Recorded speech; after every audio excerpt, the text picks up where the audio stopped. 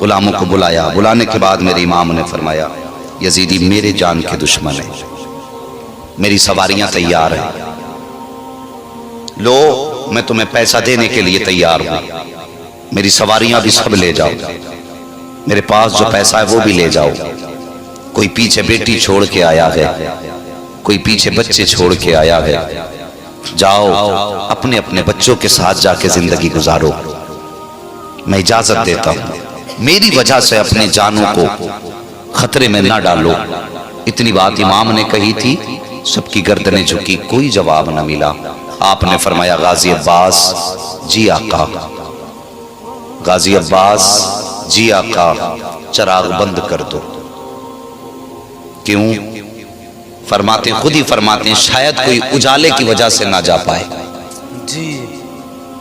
اندھیرا ہو جائے گا، جسے جانا ہے چلے جانا، میں وعدہ کرتا ہوں قیامت میں اپنے نانا سے کہہ کے خود شفاعت کراؤں گا، آتا ہے فقیروں پہ انہیں پیار کچھ ایسا، خود بھیک دیں اور خود کہیں منگتے کا بھلا ہو، کہتے میں نانا سے کہہ کے شفاعت کراؤں گا، چلے جاؤ۔ جانتے ہو آج ذرا سی گرمی لگی، لہجے پسند نہ آئے یا مزاج کے مطابق جلسہ نہیں اٹھا ہوا، بندے نے اٹھائے کپڑے جھاڑے بستر پہ جا کے لیٹ گیا، کیوں؟ تیرا مزاج اتنا اعلیٰ ہو گیا، ان کی محفل میں بیٹھنا تجھے دشوار ہو گیا؟ اور یار یہ تو کوئی دشواری نہیں ہے، قیامت کے لمحات بھی کبھی سوچ لیا کرو۔ حسین کو کیا جانا تم نے اور کتنا سمجھا ہے تم نے حسین کو؟ قسم خدا کی حسین جانتے ہو کون ہے؟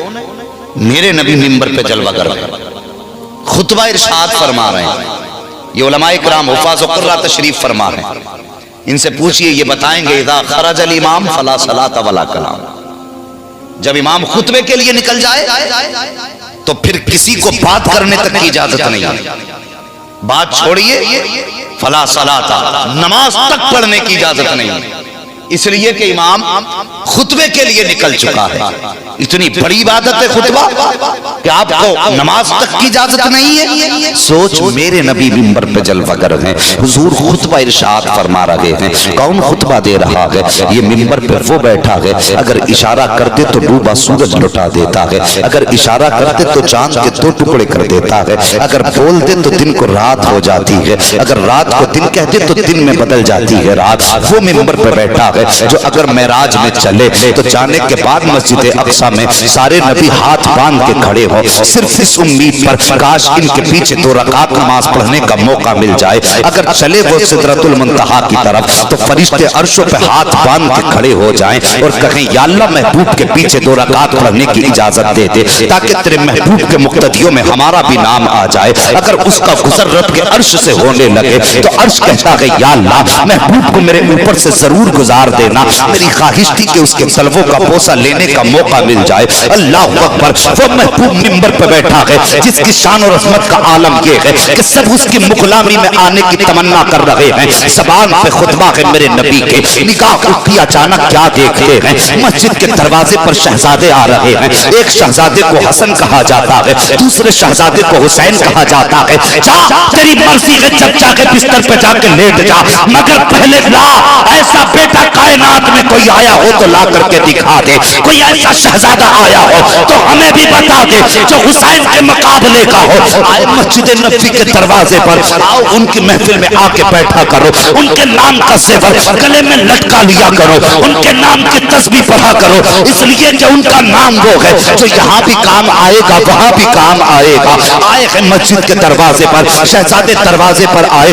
آپ کا پیر اپنے ہی کرتے کے دامن میں پھنسا، شہزادے کا پیر پھسلا، جیسے پھسلا آپ زمین کی طرف آئے، میرے نبی منبر پر گئے اور منبر پہ مصطفیٰ کی نگاہ اٹھی، شہزادے کو پھسلتے دیکھا تو کیا کہہ سکتے تھے؟ شہزادے تھے، حضور منبر پر تھے، یہ بھی تو کہہ سکتے تھے سلمان ہمارے نواسے کو سنبھالو، یہ بھی تو کہہ سکتے تھے بلال نواسے کو سنبھالو، یہ بھی تو کہتے تھے ابو بکر تم لے کر کے آ جاؤ، یہ بھی تو کہہ سکتے تھے عمر تم جاؤ، یہ بھی تو کہہ سکتے تھے علی تم سنبھالو، لیکن جیسے ٹھوکر لگی ہے شہزادے زمین پہ آئے ہیں، میرے نبی نے منبر چھوڑا ہے، خطبہ توڑ دیا ہے، توڑ کر کے گئے، ایک شہزادے کو داہنے بازو سے اٹھایا، دوسرے شہزادے کو بائیں بازو میں اٹھایا، لے کر کے آئے ہیں، منبر پہ بیٹھے ہیں، ایک طرف حسن بیٹھے ہیں، دوسری طرف حسین بیٹھے ہیں، لے کر کے سرکار بیٹھے، اور ایک تاریخ ساتھ جملہ میرے نبی نے کہا تھا، فرمایا تھا صحابہ بیٹوں کی محبت کتنی عجیب ہوتی ہے، باپ کو کتنا کمزور کر دیتی ہے بیٹوں کی محبت۔ اللہ اکبر، اتنا کہنے کے بعد آقا نے کہا تھا میرے صحابہ میری بات کو غور سے سننا،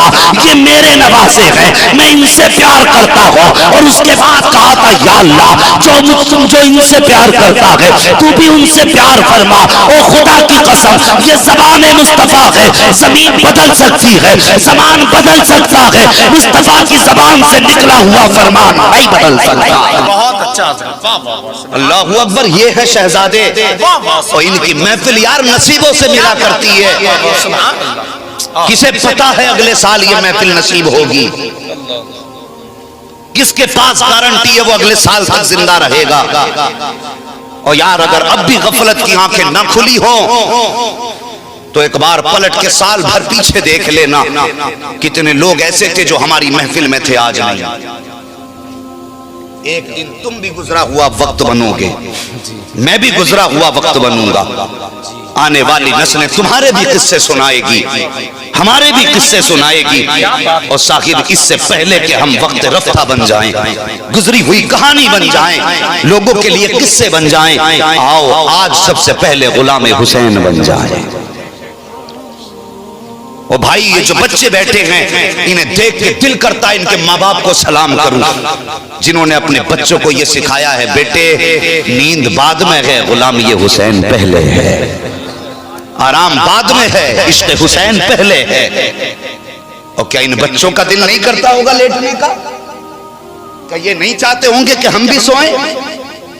لیکن ہاں یہ سب کچھ چاہتے ہیں، لیکن اتنا یہ بھی جانتے ہیں کہ جو حسین کا ہو گیا وہ یہاں بھی کامیاب ہے، وہاں بھی کامیاب ہے۔ سبحان اللہ، سبحان اللہ۔ سمجھ رہے نا میری بات؟ پیار کرو ان سے، دنیا میں نفرتوں کی ہوائیں چل رہی ہیں، خدا کی قسم جانتے ہو؟ بتا دوں ایک بات، جی حضرت ابو ذر غفاری رضی اللہ تعالیٰ اور حضرت ابو ہریرہ رضی اللہ تعالیٰ میرے محبوب کے چہیتے صحابہ میں سے ہیں۔ حضرت ابو ہریرہ ایک دن شہزادے حسین بیٹھے تھوڑی اونچی جگہ پہ، حضرت ابو ہریرہ آئے، گھٹنے کو بل زمین پہ بیٹھے اور امام حسین کا قدم پکڑا اور یوں اپنے کپڑوں سے ان کے تلوے صاف کرنے لگے۔ سبحان اللہ، مقدر پہ ناز کرو گے جب بات پوری ہوگی۔ یوں اپنے ان کے تلووں کو اپنے کپڑوں سے صاف کرنے لگے۔ آقا حسین کہنے لگے چچا ابو ہریرہ آپ یہ کیوں کر رہے ہیں؟ یہ کہہ کے آپ نے تلوہ ہٹایا۔ حضرت ابو ہریرہ نے پھر پکڑا پیر، پھر اپنے کپڑوں سے رگڑنے لگے۔ تو حضرت امام علی مقام نے کہا تھا چچا آپ ایسا کرتے مجھے حیا آ رہی ہے، کیوں ایسا کر رہے ہیں؟ میرے حسین نے جب اتنا کہا نا، حضرت ابو ہریرہ کہتے ہیں بیٹے جو میں نے تمہارے نانا کو تمہاری شان میں کہتے سنا ہے، اگر یہ بات زمانے کو پتا چل جائے تو تمہاری چوکھٹ پہ آ کے ایسے بیٹھیں گے کبھی اٹھ کے نہیں جا سکتے۔